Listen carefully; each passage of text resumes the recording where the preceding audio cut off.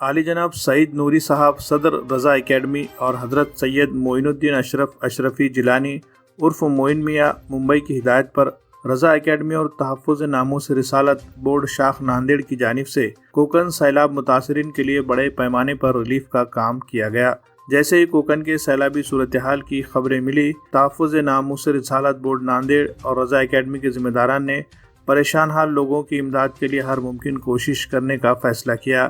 اسی کے تحت بورڈ کے ذمہ داران نے شہر کے مخیر حضرات سے مالی تعاون کی اپیل کی تھی اور مختلف مسجدوں میں بھی ریلیف فنڈ جمع کیا گیا۔ تحفظ رسالت بورڈ شاخ ناندیڑ اور رضا اکیڈمی کے ذمہ داران کی اپیل پر لوگوں نے دل کھول کر مالی مدد کی۔ جمع کیے گئے ریلیف فنڈ سے سیلاب متاثرین میں ضروریات زندگی کی مختلف چیزیں امداد کے طور پر پہنچائی گئی۔ اس کے لیے تحفظ ناموس رسالت بورڈ ناندیڑ اور رضا اکیڈمی کے ذمہ داران نے ایک وفد کی شکل میں ممبئی کا دورہ بھی کیا اور ریلیف کے تقسیم سے متعلق کی گئی تیاریوں کا تفصیلی جائزہ لیا۔ اس کے بعد عالی جناب سعید نوری صاحب صدر رضا اکیڈمی اور حضرت سید معین الدین اشرفی جیلانی صاحب کے ہاتھوں کوکن میں سینکڑوں ضرورت مند سیلاب متاثرہ لوگوں میں ریلیف کا سامان تقسیم کیا گیا اور ان کی خبر گیری کی گئی۔ ریلیف کے کام کو نتیجہ خیز بنانے میں